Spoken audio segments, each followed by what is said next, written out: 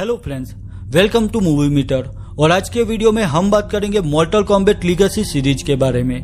हम सब मॉर्टल combat game और मॉर्टल कॉम्बैट की मूवी के बारे में जानते हैं, पर शायद हम में से कई लोगों को मॉर्टल कॉम्बैट के मोस्टली कैरेक्टर की रियल स्टोरी पता नहीं होगी। इस वीडियो में मॉर्टल कॉम्बैट के सभी स्पेशल कैरेक्टर की रियल स्टोरी में आपको बताऊंगा। सो आई होप कि आपको यह वीडियो अच्छी लगे। मॉर्टल कॉम्बैट मूवी का रिबूट वर्जन भी अप्रैल 2021 में रिलीज होने वाला है। हम उस पर भी एक्सप्लेनेशन वीडियो जरूर बनाएंगे। और वीडियो में आगे बढ़ने से पहले मेरी एक रिक्वेस्ट है कि अगर आपने मॉर्टल कॉम्बैट मूवी के पार्ट 1 और 2 की एक्सप्लेनेशन वीडियो अभी तक नहीं देखी तो वो भी आप पहले देख ले, जिससे आप मॉर्टल कॉम्बैट लीगेसी के इस वीडियो को इजीली समझ सके। मैं उन दोनों वीडियो की लिंक डिस्क्रिप्शन में दे देता हूँ, आप वहां से वो वीडियो देख सकते हैं। और अगर आप मुझे सपोर्ट करना चाहते हैं तो इस चैनल को सब्सक्राइब कीजिए और साथ में बेल आइकॉन पर प्रेस कीजिए, जिससे मेरी अगली सभी वीडियो की नोटिफिकेशन आपको मिल सके। Chapter 1, Sonya Blade, Jax and Kano. Mortal Kombat Legacy के इस एपिसोड की स्टार्टिंग में कानो को दिखाया गया है। कानो एक ऑस्ट्रेलियन मर्सिनरी और black dragon international crime cartel का मेंबर था। कानो एक खुफिया फैक्ट्री पर खतरनाक हथियार बना रहा था। अब वहां पर सोनिया ब्लेड भी थी, जो कि एक जासूस थी और स्पेशल फोर्स के लिए काम करती थी। सोनिया देखते है कि कानो कोई पावरफुल हथियार तैयार करके दूसरे दिन किसी को भेजने वाला था। दरअसल कानो, सोनिया ब्लेड और जैक्स, यह तीनों स्पेशल फोर्स के लिए काम करते थे, पर उनमें से कानो गलत रास्ते पर चला गया। कानो ने ब्लैक ड्रैगन नाम के खतरनाक ग्रुप को ज्वाइन कर लिया और तब से वह ब्लैक ड्रैगन के लिए काम करने लगा। अब इसी ग्रुप के वेयर हाउस में आज कानो ऐसे खतरनाक हथियार तैयार करवा रहा था जिससे पूरी दुनिया तबाह हो सकती थी। सोनिया ने भी तय कर लिया था कि वह किसी भी तरह कानो को पकड़ लेगी। यहाँ सोनिया अपने पार्टनर जैक्स को कॉल करके कहती है कि मैं कानो का पीछा करते हुए ब्लैक ड्रैगन के वेयर हाउस पर आ गई हूँ और कानो कल किसी को हथियार सप्लाई करने वाला है। तो सोनिया जैक्स को बैकअप टीम लेकर कानो को रोकने ब्लैक ड्रैगन के वेयर हाउस में जल्द पहुंचने के लिए कहती है। आखिर जैक्स बैकअप टीम लेकर उस वेयर हाउस की ओर निकलता है। अब नेक्स्ट सीन में दिखाया गया है कि कानो ने सोनिया को पकड़ लिया था, उसे वहां बंदी बनाकर रखा गया था। कानो सोनिया से कहता है कि तुम खुद को बहुत चालाक मानती हो, पर तुम लोग कभी मुझे नहीं पकड़ पाओगे। और रही बात जैक्स की, तो मैं जानता हूं कि तुमने यहाँ पर उसे अपनी टीम लेकर आने के लिए कहा है, पर आज मैं तुम्हें और जैक्स को खत्म कर दूंगा।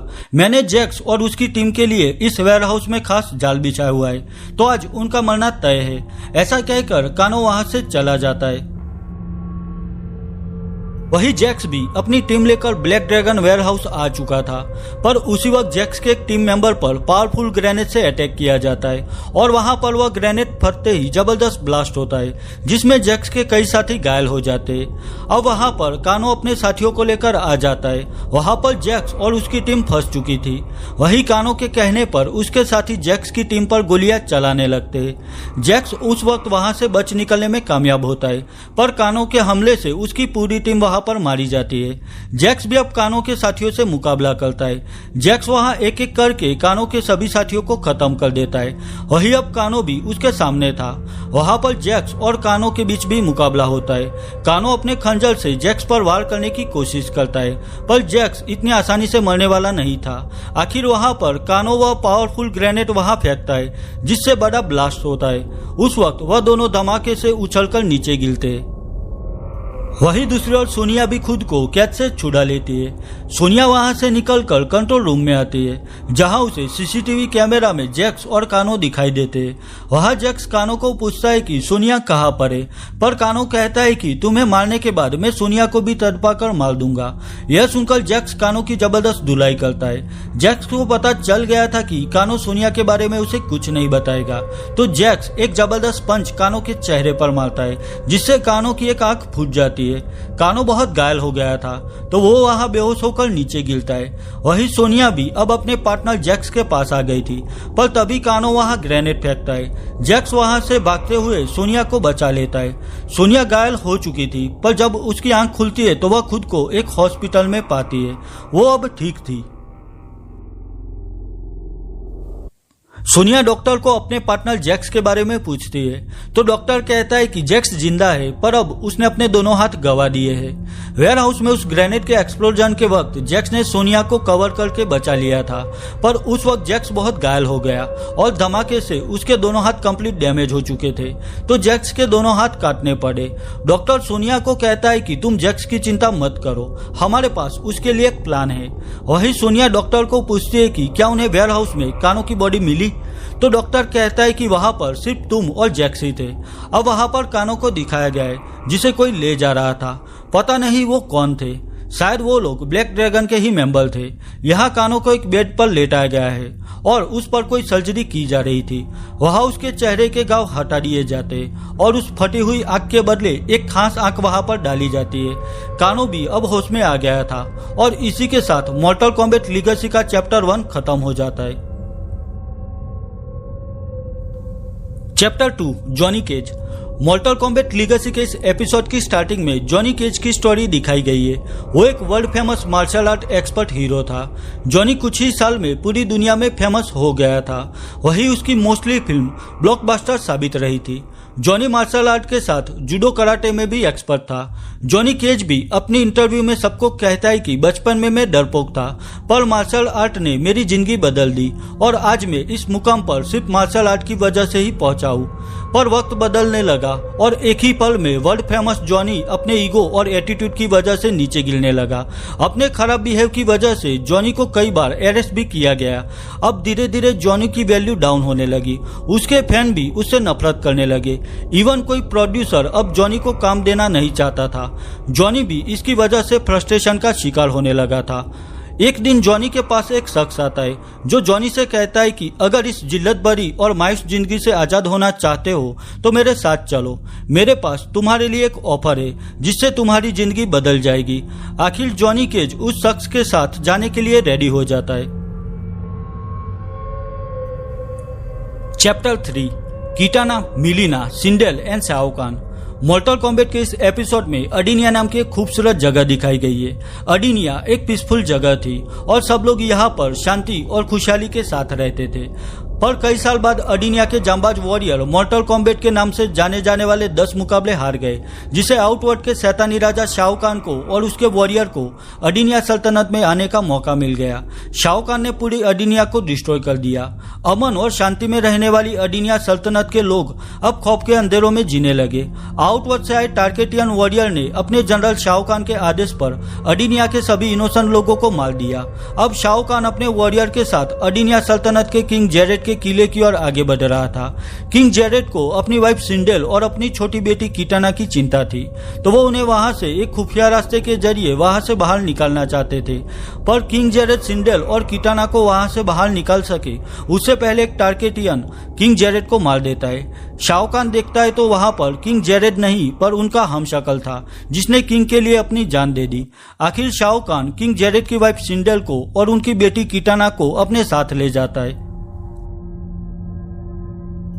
शाओ कान सिंडेल को नहीं मार पाया क्योंकि वह उसे चाहने लगा था और इसी वजह से उसने किटाना को भी अपना लिया था।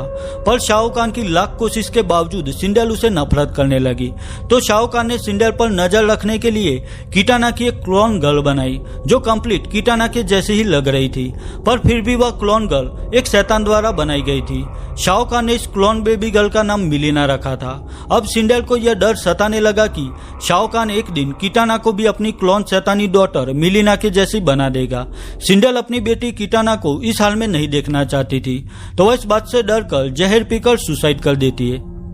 सिंडेल की मौत से शाओ कान अपसेट हो गया, पर फिर भी उसने अपनी दोनों बेटी मिलिना और किटाना की परवरिश की। शाओ कान उन दोनों को युद्ध की तालीम देने लगा क्योंकि वो चाहता था कि उसकी दोनों बेटियां उसकी हिफाजत करे। वही टार्केटियन ब्लड से बनाई गई क्लोन गर्ल मिलिना अपनी क्रुअलिटी पर कंट्रोल नहीं कर पाती थी। वह इंसानी खून से अपनी प्यास मिटाती थी। शाओ कान ने मिलिना और किटाना को कंप्लीट ट्रेनिंग देकर उन्हें काबिल बना दिया था। अब वहां जो कोई भी शाओ कान के रूल नहीं मानता था उन्हें किटाना और मिलिना खत्म कर देती थी। किंग जेरेड के जो बचे हुए वफादार साथी थे उन्हें भी खत्म कर दिया गया था। किटाना शाओ कान के कहने पर किंग जेरेड के बचे हुए साथियों को मारने लगी थी क्योंकि उसे कुछ याद नहीं था। एक दिन किटाना उन गद्दारों को ढूंढते हुए जंगल में आती है। वहां उसे एक शख्स मिलता है। वो शख्स किटाना को देखकर खुश हो जाता है और उसे कहता है कि तुम्हारी आंखें तुम्हारी मॉम सिंडेल के जैसी ही खूबसूरत है। यह सुनकर किटाना चौंक जाती है। वो उस बूढ़े शख्स से पूछती है कि आप हमें कैसे जानते हो। वहां किटाना कहती है कि मैं शाओ कान की बेटी हूँ। यह सुनकर वह बूढ़ा आदमी किटाना को कहता है कि मैं किंग जेरेड हूँ और तुम मेरी बेटी हो। पर उसी वक्त शाओ कान की क्लोन बेटी मिलिना वहां आकर उस बूढ़े आदमी को खत्म कर देती है। किटाना यह देखकर अपसेट हो जाती है। वो वापस उसी किले में आती है जिसे शाओ कान ने तबाह कर दिया था। यहाँ आकर किटाना को सब याद आने लगता है। वो समझ गई थी कि वह बूढ़ा आदमी ही किंग जेरेड था और शाओ कान ने उनसे झूठ बोला था और उसकी वजह से ही किटाना ने अपने मॉम डैड को खो दिया था। किटाना भी समझ गई थी कि शाओ कान का मकसद यादिनिया के जैसे ही दूसरी सल्तनत पर राज करना था। तो किटाना वहां से चली जाती है और कुछ योद्धाओं की मदद करती है जो शाओ कान को हराना चाहते थे। चैप्टर 4 रेडन। मोर्टल कॉम्बैट लीगेसी के इस एपिसोड की स्टार्टिंग में एक जबरदस्त तूफान आता हुआ दिखाया गया है। वहां पर जबरदस्त थंडर स्टॉर्म भी था। अब यहाँ पर एक शख्स आसमान से आकर नीचे जमीन पर गिरता है जिससे जमीन में भी एक खड्डा बन गया था। दूसरे दिन वो शख्स होश में आता है तो उसके पास कुछ लोग खड़े थे। वही वो शख्स ब्लू रंग की वॉमिट कर रहा था। वो शख्स वहां से बाहर निकलना चाहता था पर वहां दूसरे लोग उसे पकड़कर बेहोश कर देते और उसे अपने साथ ले जाते। दरअसल वो शख्स एक मेंटल हॉस्पिटल में आकर गिरा था। उस मेंटल हॉस्पिटल में उस शख्स को भी एक पागल समझकर पिछले 3 महीनों से कैद करके रखा गया था। डॉक्टर उस शख्स को पूछता है कि आखिर तुम कौन हो। तो वो शख्स कहता है कि मेरा नाम रेडन है और मैं गॉड ऑफ थंडर हूँ। पृथ्वी पर मैं मोर्टल कॉम्बैट नाम के एक मुकाबले में भाग लेने के लिए आया हूँ। रेडन कहता है कि अगर पृथ्वी को विनाश से बचाना चाहते हो तो मुझे यहाँ से जाने दो। पर रेडन की ऐसी अजीब बातें सुनकर डॉक्टर को भी यही लग रहा था कि यह शख्स कंप्लीट पागल है। रेडन कहता है कि पृथ्वी पर मोर्टल कॉम्बैट के 10 मुकाबले होंगे और मेरे बगैर वह टूर्नामेंट जीतना इम्पॉसिबल है। अगर सभी मुकाबले हार गए तो आउटवर्ड का राजा शाओ कान पृथ्वी पर कब्जा जमा लेगा और उसे तबाह कर देगा। पर रेडन की ऐसी बातों पर यकीन कर पाना मुश्किल था।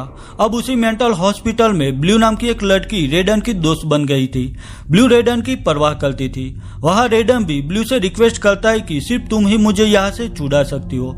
वहाँ पर रेडन और ब्लू एक कमरे में आते। ब्लू वह दरवाजा बंद कर देती है। रेडन ब्लू को कहता है कि तुम्हें मेरे सीने में यह छुरा भोंकना होगा। ब्लू उसके लिए रेडन को मना करती है पर रेडन के फोर्स करने पर आखिर ब्लू वह छुरा रेडन की छाती में घुसा देती है जिससे रेडन वहां बिजली के गोले में कन्वर्ट होकर एक धुएं में बदल जाता है। वहां रेडन की जगह अजीब सा ब्लू कलर का लिक्विड फॉर्म पड़ा हुआ था। रेडन अब उस मेंटल हॉस्पिटल से बाहर आ चुका था। वहां उसे 2 चाइनीज आदमी दिखाई देते। रेडन उनमें से एक आदमी की हेट लेकर वहां से चला जाता है। चैप्टर 5 स्कॉर्पियन एंड सब जीरो। मोर्टल कॉम्बैट लीगेसी के इस एपिसोड की स्टार्टिंग में फ्यूडल जापान नाम की एक जगह का सीन दिखाया गया है जहां पर शिरायु नाम का एक क्लान था। उस क्लान का लीडर हेंजो हसाशी नाम का एक शख्स था। वह अपने बेटे जुबेई को कॉम्बैट की तालीम दे रहा था। जुबेई भी अपने डैड हेंजो के जैसे ही बड़ा होकर शिरायु क्लान का जनरल बनना चाहता था। यह देखकर हेंजो खुश हो जाता है। वो अपने बेटे जुबेई को कहता है कि मैं तुम्हें कॉम्बैट सिखाऊंगा और एक काबिल योद्धा बनाऊंगा जिससे तुम्हारा सपना पूरा हो सके। अब हेंजो अपनी वाइफ और बेटे के साथ अपने घर पर था। तभी वहां पर 2 सैनिक आते। वो हेंजो को कहते हैं कि हमारे क्लान पर शोगुन आए हैं और वो आपसे इसी वक्त मिलना चाहते। यह सुनकर हेंजो ने कहता है कि शोगुन तो अगले हफ्ते आने वाले थे। पर वो सैनिक हेंजो को कहते हैं कि वो यहाँ जल्दी पहुंच गए हैं। हेंजो अपनी वाइफ और अपने बेटे जुबेई को कहता है कि मैं शोगुन से मिलकर कल सुबह वापस आ जाऊंगा। ऐसा कहकर वो अपने क्लान का खास पोशाक पहनकर कुमामोटो कैसल पर शोगुन को मिलने के लिए निकलता है। दरअसल यह लिन क्यू नाम के क्लान के बिहान नाम के जनरल की एक चाल थी। बिहान ने ही हेंजो को शोगुन का नाम लेकर कुमामोटो कैसल पर बुलवाया था जिससे वह अपने साथियों की मदद से हेंजो के क्लान पर हमला कर सके। वही दूसरी ओर हेंजो कुमामोटो कैसल के करीब था, पर उसे वही रास्ते में शोगुन की डेड बॉडी मिलती है जिसे पूरी तरह से बर्फ में कन्वर्ट कर दिया गया था। वही वहां पर लिन क्यू क्लान का जनरल बिहान भी आ जाता है। बिहान हेंजो को कहता है कि मैंने ही शोगुन की हत्या की है और तुम्हें भी यहाँ बुलाने वाला मैं ही हूँ। तुम्हारे बगैर तुम्हारा क्लान भी कुछ नहीं है और अब तक मेरे साथियों ने तुम्हारे क्लान को तबाह कर दिया होगा। और यहाँ पर बिहान और हेंजो के बीच मुकाबला होता है। बिहान के पास एक स्पेशल पावर थी जिससे वह आइस को कंट्रोल कर सकता था। बिहान अपनी पावर से हेंजो को मारने की कोशिश करता है, पर हेंजो अपने स्पेशल वेपन स्पीयर से बिहान पर वार करता है जिससे बिहान वहां बेहोश हो जाता है। अब हेंजो अपने शिरायु क्लान की ओर भागता है। उसे रास्ते में अपने क्लान के लोगों की डेड बॉडी भी मिलती है। हेंजो अपनी वाइफ और अपने बेटे के लिए वरीड था। हेंजो अपने घर आता है तो वहां उसकी वाइफ की डेड बॉडी उसे मिलती है। उसकी भी बॉडी को आइस में कन्वर्ट कर दिया गया था। वही हेंजो को अपने बेटे जुबे की भी डेड बॉडी मिलती है। उन वैसी लोगों ने इस मासूम को भी मार दिया था। यह देखकर हेंजो पूरी तरह से टूट जाता है। उसी वक्त बिहान वहां आकर हेंजो के सीने में एक छुरा भोंक देता है। बिहान उसे कहता है कि अब तुम्हारी मौत के साथ तुम्हारा शिरायु क्लान भी खत्म हो जाएगा और यहाँ पर सिर्फ हमारा लिन क्यू क्लान ही रहेगा। आखिर वहां बिहान हेंजो की बॉडी को भी पूरी तरह से आइस में कन्वर्ट कर देता है। बिहान वहां से चला जाता है। वहां पर थोड़ी देर बाद आउटवर्ड का शैतानी राजा शाओ कान आता है। शाओ कान हेंजो को कहता है कि अगर तुम मॉर्टल कॉम्बैट टूर्नामेंट में मेरे योद्धा बनकर मदद करोगे तो मैं तुम्हें ठीक कर दूंगा और ऐसी एक्स्ट्रा ऑर्डिनरी पावर दूंगा जिससे तुम लिन क्यू क्लान के जनरल बिहान से अपनी वाइफ और अपने बेटे जुबे की मौत का बदला ले पाओगे। आखिर शाओ कान वहां अपनी पावर से हेंजो की बॉडी की पूरी बर्फ को पिघला देता है। अब हेंजो ठीक हो चुका था। हेंजो शाओ कान की ओर देखकर कहता है कि अब से मेरा नाम है स्कॉर्पियन। वही लिन क्यू क्लान में दो जुड़वा भाई थे जिनमें से एक का नाम बिहान था और दूसरे भाई का नाम क्वाई लियान था। इन दोनों भाइयों के पास आइस को कंट्रोल करने की पावर थी। दोनों भाई के नेचर बहुत अलग थे। बिहान जो कि शांति प्रिय था और वो भी चाहता था कि लिन क्यू क्लान और शिरायु क्लान में कोई झगड़ा ना हो। बिहान हमेशा से ही यही चाहता था कि दोनों क्लान मिलजुल कर शांति से रहे, पर उसके भाई क्वाई लियान को यह मंजूर नहीं था। वो चाहता था कि फ्यूडल जापान में बस उनका क्लान ही रहे। इसीलिए क्वाई लियान ने शोगुन के नाम से हेंजो को अपनी जाल में फंसाया और अपने साथियों की मदद से शिरायु क्लान तबाह कर दिया।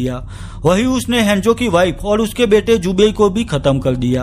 अब हेंजो जो कि शाओ कान की वजह से बच गया था, वो अब स्कॉर्पियन बन चुका था जो बस किसी तरह से बिहान को मारकर अपनी वाइफ और अपने बेटे जुबे की मौत का बदला लेना चाहता था, क्योंकि हेंजो को पता नहीं था कि इन सब के पीछे बिहान नहीं पर उसका जुड़वा भाई क्वाई लियान जिम्मेदार था। Chapter 6 Cyrax and Sektor. Mortal Kombat Legacy के इस एपिसोड की स्टार्टिंग में दो आदमियों को दिखाया गया है जिन्हें ब्लैक ड्रैगन के वेयर हाउस पर लाया जाता है। अब वहां पर उन दोनों का टेस्ट फाइट के लिए दूसरे दो लोगों के साथ मुकाबला करवाया जाता है। आखिर वहां पर वह दोनों वॉरियर टेस्ट फाइट जीत लेते हैं। वही उन्हें पता चलता है कि टेस्ट फाइट में उनका मुकाबला किसी साधारण इंसान से नहीं पर ह्यूमन फॉर्म में बनाए गए खास साइबोर्ग से, यानी कि एक स्पेशल रोबोट से था। अब उस वेयर हाउस में उन दोनों वॉरियर को बेहोश कर दिया जाता है। उनका एक खास मशीन के जरिए ऑटोमेशन हो रहा था। वहां पर उस मशीन के जरिए उन दोनों लोगों की आज तक की सारी मेमोरी कंप्लीट इरेज कर दी जाती है। वही उन्हें अब लड़ाई झगड़े, एक्सप्लोजन, वॉर और ऐसी ही खतरनाक फुटेज दिखाकर उनका माइंड कंप्लीट वॉर के लिए सेट कर दिया जाता है। यह एक ग्राफिकल इमेज थी जो उनके माइंड में सेट कर दी गई थी। अब वो दोनों योद्धा कंप्लीट साइबोर्ग बन चुके थे। उन्हें अब अपनी पास्ट की कोई बात याद नहीं थी, वो बस ऑर्डर ही फॉलो करते थे। उन दोनों साइबोर्ग के नाम साइरक्स और सेक्टर रखे गए थे। अब वेयर हाउस में एक दूसरा पावरफुल साइबोर्ग भी बनाया गया था जिसका नाम हाइड्रो था और उसे हरा पाना इम्पॉसिबल था। अब यहाँ पर साइरक्स और सेक्टर को हाइड्रा से मुकाबला करने का ऑर्डर दिया जाता है।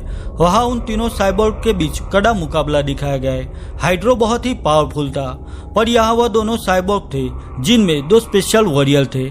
यहाँ पर साइरक्स और सेक्टर मिलकर अपनी स्पेशल कॉम्बैट स्किल से उस पावरफुल हाइड्रो साइबोर्ग का सिर काट देते और हाइड्रो वहां पूरी तरह से डिस्ट्रॉय हो जाता है। चैप्टर 7 कैंसी। मॉर्टल कॉम्बैट लीगेसी के इस एपिसोड की स्टार्टिंग में ईयर 1199 जापान का सीन दिखाया गया है। वहां पर केंसी नाम का एक शख्स था जिसे किसी की आवाज सुनाई देती है। वो मदद के लिए पुकार रहा था। केंसी वहां जाकर देखता है तो कुछ लोग एक बूढ़े आदमी पर हमला करके उसका सामान चुरा रहे थे। केंसी उन्हें कहता है कि तुम लोगों को शर्म आनी चाहिए, एक बूढ़े आदमी को मारकर तुम उसका सामान चुरा रहे हो। इस बात से उन तीनों को केंसी पर गुस्सा आता है और वो लोग केंसी पर हमला करने के लिए आगे बढ़ते हैं। पर तभी केंसी अपनी स्वॉर्ड से एक ही पल में उन तीनों को खत्म कर देता है। केंसी ने एक ही झटके में उन लोगों को खत्म कर दिया था। केंसी की वजह से वह बूढ़ा आदमी बच गया था। अब रात के वक्त वो बूढ़ा आदमी केंसी को खाना खिलाता है और उसे शुक्रिया कहता है। वो बूढ़ा आदमी केंसी को कहता है कि आज मैं तुम्हें एक कहानी सुनाऊंगा। वो बूढ़ा आदमी केंजी से कहता है कि तुम तलवारबाजी में एक्सपर्ट हो और मैं एक ऐसी मैजिकल स्वॉर्ड के बारे में जानता हूँ जिसे स्वॉर्ड ऑफ सेंटो कहा जाता है। यह मैजिकल तलवार आउटवर्ड के शैतानी राजा शाओ कान ने बनाई थी। शाओ कान ने वह स्पेशल स्वॉर्ड एक गुफा में छुपा के रखी है और उस स्वॉर्ड की हिफाजत एक एरमार्क नाम का डीमन कर रहा है। और जो भी शख्स उस गुफा में जाता है उसे एरमार्क मार देता है और उसकी रूह चुरा लेता है। जो भी उस गुफा में गया है वो कभी वापस नहीं आया।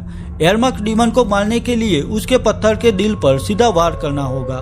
पर उस बूढ़े आदमी की बातों को नजरअंदाज करके केंसी उसे गुफा के बारे में पूछता है। आखिर बूढ़े आदमी से गुफा की लोकेशन जानने के बाद केंसी कई दिन चलने के बाद उस गुफा के पास आ जाता है। वहां पर उसे बहुत सारे कंकाल मिलते हैं जो उन्हीं लोगों के थे जो मैजिकल स्वॉर्ड लेने इस गुफा में गए थे और उस डीमन का शिकार हो गए। पर यह सब देखकर भी केंसी बिना डरे गुफा में एंटर होता है। केंसी उस गुफा में आगे बढ़ रहा था, तभी उसे वहां वह स्वॉर्ड ऑफ सेंटो दिखाई देती है। पर वो जैसे ही उस स्वॉर्ड के पास पहुंचता है उसे वह डीमन एरमार्क वार्निंग देता है। पर केंसी उस डीमन से बिना डरे वह मैजिकल स्वॉर्ड वहां से निकालने की कोशिश करता है। तभी वो डीमन अचानक केंसी पर हमला करता है। अब हमें दिखाया गया है कि केंसी किसी तरह बचकर उस गुफा से बाहर आ गया था, पर उसकी दोनों आंखें उस डीमन ने फोड़ डाली थी। अब नेक्स्ट सीन में दिखाया गया है कि केंजी के पास वह स्वॉर्ड ऑफ सेंटो थी, यानी कि गुफा में उस डीमन से बचकर केंजी ने वह मैजिकल स्वॉर्ड पा ली थी। पर केंसी समझ गया था कि उस डीमन को खत्म किए बगैर वो स्वॉर्ड यहाँ से नहीं ले जा पाएगा, क्योंकि डीमन फिर से वह स्वॉर्ड वापस लेने आएगा। वही केंसी भले ही ब्लाइंड हो गया हो, पर उसमें एक खास स्पेशल पावर आ गई थी। वो जरा सी भी आवाज या हलचल महसूस कर सकता था। केंजी वहां पर एक पेड़ के पास खड़ा था। तभी वो डीमन आकर केंजी से कहता है कि यह स्वॉर्ड मुझे वापस दे दो, वरना आज तुम्हारा मरना तय है। पर केंजी उसे कहता है कि जब तक मैं जिंदा हूं तब तक ये स्वॉर्ड तुम नहीं ले पाओगे। और यहाँ पर उन दोनों में मुकाबला होता है। उस वक्त वह मैजिकल स्वॉर्ड केंजी के हाथ से नीचे गिर जाती है, पर केंजी भी उस डीमन को उठाकर फेंक देता है। पर डीमन अपनी पावर से केंजी की रूह खींचने की कोशिश करता है और उसे नीचे गिरा देता है। वो डीमन वहां पर अपनी पावर से स्नेक जैसे दिखने वाले टेंटेकल्स केंजी पर छोड़ता है। टेंटेकल्स ने वहां सख्ती से केंजी को जकड़ लिया था। वही स्वॉर्ड भी केंजी के करीब थी, पर वो उस तक नहीं पहुंच सकता था। तो केंजी स्वॉर्ड से अब तक मिली पावर की वजह से स्वॉर्ड को वहां से अपनी पास ला देता है और स्वॉर्ड से वह टेंटेकल्स काटकर स्वॉर्ड को सीधा उस डीमन की ओर फेंकता है। वहां पर उस मैजिकल स्वॉर्ड ने डीमन एरमार्क का दिल चीर डाला था और वहां पर आखिर शाओ कान का डीमन भी खत्म हो जाता है। आखिर में केंजी भी आउटवर्ड में मॉर्टल कॉम्बैट टूर्नामेंट में जैक्स और सोनिया ब्लेड के साथ रहकर शाओ कान से मुकाबला करता है। Chapter 8 Liu Kang and Kung Lao. Mortal Kombat Legacy के इस एपिसोड की स्टार्टिंग में ल्यू कैंग नाम के एक शख्स को दिखाया गया है जो चाइना से अपनी मॉनेस्टरी छोड़कर अमेरिका आकर रहने लगा था। ल्यू वह एक होटल में सेफ था और होटल के ओनर की बेटी से प्यार करता था। वो दोनों एक दूसरे को चाहते थे। ल्यू अपनी फियांस को प्रपोज करना चाहता था, पर वो लड़की ल्यू से कहती है कि आज रात डिनर पर हम इस बारे में बात करेंगे। वो दोनों बात कर रहे थे, तभी वहां पर कुछ चोर आकर होटल ओनर को गन दिखाकर चोरी करना चाहते थे। ल्यू ने रोकना चाहता था, पर एक चोर वहां ल्यू की फियांस को पकड़ लेता है और ल्यू के सामने ही वो चोर उसकी फियांस पर गोली चलाकर उसे मार देता है। इस हादसे के बाद ल्यू पूरी तरह से बदल गया। उसका मकसद बस बदला लेना था। अब ल्यू कैंग की सिचुएशन को देखकर उसका खास दोस्त कुंग लो उसके पास आता है। कुंग लो शाओलिन का मॉन्क वॉरियर था। वो ल्यू कैंग को कहता है कि तुम्हारी फियांस की मौत के लिए तुम जिम्मेदार नहीं हो, वो बस एक हादसा था। तो अब यह गुस्सा छोड़कर अपनी लाइफ पर फोकस करो। पर ल्यू कैंग गुस्से में था और बदले की आग में वो जल रहा था। वो वहां अपने दोस्त कुंग लो की भी बात नहीं सुनता और वहां से चला जाता है। ल्यू कैंग वो हादसा अब तक भुला नहीं पाया था। वो अब एक एसेसिन बन गया था और ऐसे ही चोर और गुंडों की धुलाई करता था और उन्हें सजा देता था। पर अब तक ल्यू का गुस्सा नहीं उतरा था। अब एक दिन वो एक रेस्टोरेंट में खाना खा रहा था, तभी वहां पर आउटवर्ड का शैतानी राजा शाओ कैन आता है। शाओ कैन ल्यू से कहता है कि तुम्हारे पास जबरदस्त पावर है, इसे यहाँ पर वेस्ट मत करो। मैं तुम्हारे लिए एक ऑफर लेकर आया हूँ। इस दुनिया से बेहतर आउटवर्ड में एक टूर्नामेंट है जिसका नाम है मॉर्टल कॉम्बैट। तुम इस टूर्नामेंट में शामिल हो जाओ।